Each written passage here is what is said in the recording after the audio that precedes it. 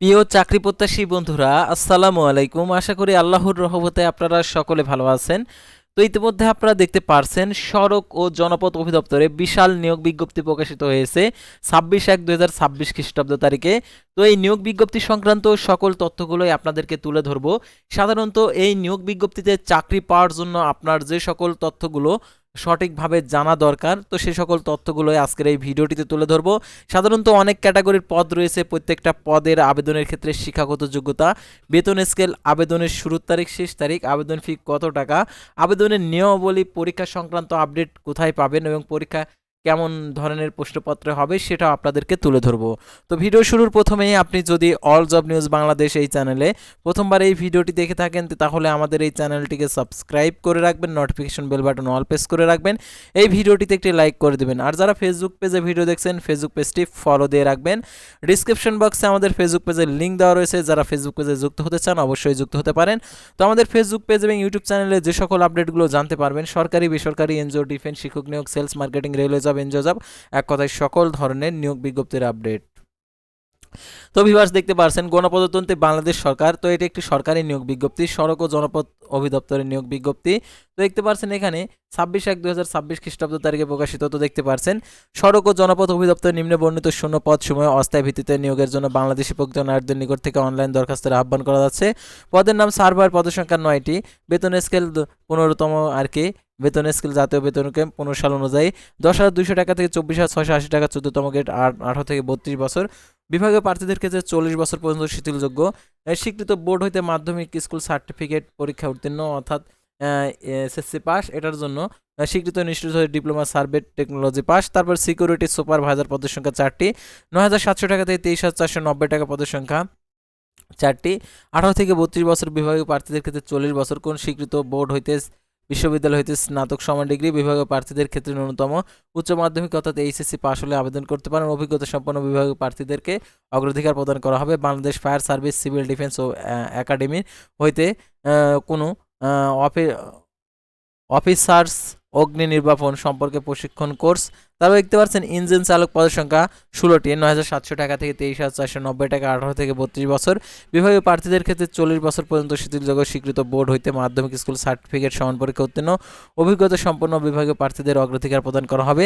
Work assistant পদের সংখ্যা 52টি, 9,300 টাকা থেকে 22,490 টাকা, 18 থেকে 32 বছর। কোন স্বীকৃত বোর্ড হইতে উচ্চ মাধ্যমিক সার্টিফিকেট সমান পরীক্ষা উত্তীর্ণ, সংশ্লিষ্ট ক্ষেত্রে অভিজ্ঞতা সম্পন্ন প্রার্থীদের অগ্রাধিকার প্রদান করা হবে। নিরাপত্তা প্রহরী 107 জন নেবে। 8,250 টাকা থেকে 20,010 টাকা, 18 থেকে 32 বছর। কোন স্বীকৃত বোর্ড হইতে মাধ্যমিক স্কুল সার্টিফিকেট অর্থাৎ এসএসসি পাস। সামরিক ও আধা সামরিক বাহিনী, পুলিশ ও সেনাবাহিনী, বিজিবি অবসরপ্রাপ্ত প্রার্থী সদস্যদেরকে অগ্রাধিকার প্রদান করা হয়। উচ্চতা 5 ফিট 4 ইঞ্চি, ওজন 110 পাউন্ড, বুকের মাপ 81, 76, 0.76, 0.81 মিটার, 30 ইঞ্চি, 32 ইঞ্চি। তো দেখতে পাচ্ছেন আবেদন ফর্ম পূরণ ও অংশগ্রহণের ক্ষেত্রে নিম্ন শর্তাবলী অবশ্যই অনুসরণ করতে হবে। তো দেখতে পাচ্ছেন এখানে বাংলাদেশের সকল জেলা প্রার্থী আবেদন করতে পারবেন। আবেদন অনলাইনে করতে হবে। একজন প্রার্থী শুধুমাত্র একটি পদের জন্য আবেদন করতে পারবেন 1/3/2026 খ্রিস্টাব্দ তারিখে।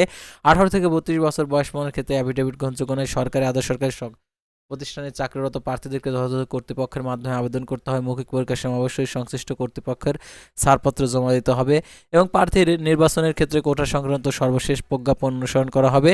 শারীরিক প্রযোজ্য ক্ষেত্রে লিখিত পরীক্ষায় উত্তীর্ণ প্রার্থীদের মৌখিক পরীক্ষার জন্য বিবেচিত হবেন। আর মৌখিক পরীক্ষার সময় যে সকল কাগজপত্র দাখিল করতে হবে, সকল শিক্ষাগত যোগ্যতার সনদের, অভিজ্ঞতা সনদপত্র, কোটার সমর্থনে মুক্তিযোদ্ধার সনদের সনদপত্র এবং ইউনিয়ন পরিষদ, পৌরসভা, মেয়র কর্তৃক প্রদত্ত নাগরিকত্ব সনদপত্র, জাতীয় পরিচয়পত্রের সত্যায়িত অনুলিপি, অনলাইনে পূরণকৃত আবেদন কপি অর্থাৎ অ্যাপ্লিকেশন কপি, অ্যাডমিট কার্ড, তো এইগুলো প্রয়োজন হবে। আর নিয়োগের ক্ষেত্রে সরকারি বিধিবিধান, পরবর্তী বিধিবিধান অনুসরণ করা হবে এবং কর্তৃপক্ষ পদের সংখ্যা হ্রাস, বৃদ্ধি ও বিজ্ঞপ্তি বাতিল করার অধিকার সংরক্ষণ করেন। নিয়োগকারীর সিদ্ধান্ত চূড়ান্ত বলে গণ্য হবে। উল্লেখ করা হয়নি এমন ক্ষেত্রে সরকারের সর্বশেষ জারিকৃত বিধিবিধান প্রযোজ্য হবে। এই নিয়োগের বিশেষ কোনো সুপারিশ তদবির প্রার্থীর অযোগ্যতা বলে বিবেচিত হবে। তো দেখতে পাচ্ছেন লিখিত পরীক্ষায় উত্তীর্ণ প্রার্থীরা মৌখিক পরীক্ষার জন্য টিএডিএ প্রদান করা হবে না, অর্থাৎ লিখিত পরীক্ষা হবে এমসিকিউ টাইপের। তারপর দেখতে পাচ্ছেন অনলাইনে আবেদনপত্র পূরণ ও পরীক্ষার পূরণ সংক্রান্ত নিয়মাবলী। অনলাইন আবেদনপত্র অংশগ্রহণের আর কি পরীক্ষা অংশগ্রহণ ইচ্ছুক প্রার্থীগণকে rhd.টেলিটক.com ভিডিও ওয়েবসাইটে গিয়ে আবেদন ফর্ম পূরণ করতে পারবেন। অনলাইন আবেদনপত্র পূরণ ও পরীক্ষার ফি জমাদানের শুরু তারিখ 29/1/2026 সকাল 10টা। অনলাইন আবেদনপত্র জমা দানের শেষ তারিখ 1/3/2026 বিকেল 5টা। উক্ত সীমার মধ্যে ইউজার আইডি প্রাপ্ত প্রার্থীগণ অনলাইন আবেদনপত্র সাবমিট করা হলে 72 ঘন্টার মধ্যে এসএমএস এর মাধ্যমে পরীক্ষার ফি জমা দিতে পারবেন। আর অনলাইন আবেদনপত্রে 300x300 পিক্সেল ছবি এবং 300x80 পিক্সেল স্বাক্ষর আপলোড করতে হবে। ছবির সাইজ 100 কেবি, স্বাক্ষর সাইজ 60 কেবি। আর অনলাইনে আবেদনপত্রে পূরণ করার পর সাবমিট করা হলে একটি ইউজার আইডি সম্বলিত একটি অ্যাপ্লিকেশন কপি পাবেন। সেই অ্যাপ্লিকেশন কপিটি রঙিন প্রিন্ট করে সংরক্ষণ করে রাখবেন। মৌখিক পরীক্ষার সময় এটা প্রয়োজন হবে। আর অ্যাপ্লিকেশন কপিতে যে ইউজার আইডি দেওয়া থাকবে সেই ইউজার আইডি ব্যবহার করে 1 থেকে 4 নং ক্রমিক রং পাওয়ার জন্য 112 টাকা, 5 নং ক্রমিক রং পাওয়ার জন্য 50 টাকা, টেলিটক সার্ভিসেস 6 টাকা সহ 56 টাকা প্রদান করতে হবে। অনগ্রসর নাগরিক ও শারীরিক প্রতিবন্ধী ক্ষুদ্র নিগোষ্ঠী ও তৃতীয় লিঙ্গ প্রার্থীদের ক্ষেত্রে সকল পদের ক্ষেত্রে 56 টাকা প্রদান করতে হবে। এখানে বিশেষভাবে উল্লেখ্য যে অনলাইন আবেদনপত্র সকল অংশ পূরণ করলেন, কিন্তু পূরণ করার পর যদি আবেদন ফি জমা না দেন 72 ঘন্টার মধ্যে, তাহলে আবেদনপত্রটি কোনো অবস্থাতে গৃহীত হবে না।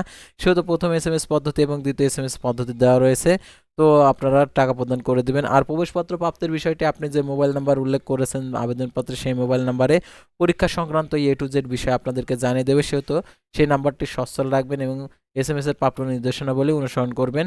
তো ভিউয়ার্স, আজকের ভিডিওটি ছিল, আপনারা দেখতে পারছেন যে সড়ক ও জনপথ অধিদপ্তরের নিয়োগ বিজ্ঞপ্তি নিয়ে। তো পরবর্তী ভিডিওতে আবারও কোনো নতুন জব সার্কুলার নিয়ে আপনাদের সামনে হাজির হব। সে পর্যন্ত সবাই ভালো থাকবেন, সুস্থ থাকবেন, আর অবশ্যই আমাদের এই চ্যানেলটিকে সাবস্ক্রাইব করে ফেসবুক পেজটি ফলো দিয়ে সাথেই থাকুন। আল্লাহ হাফেজ।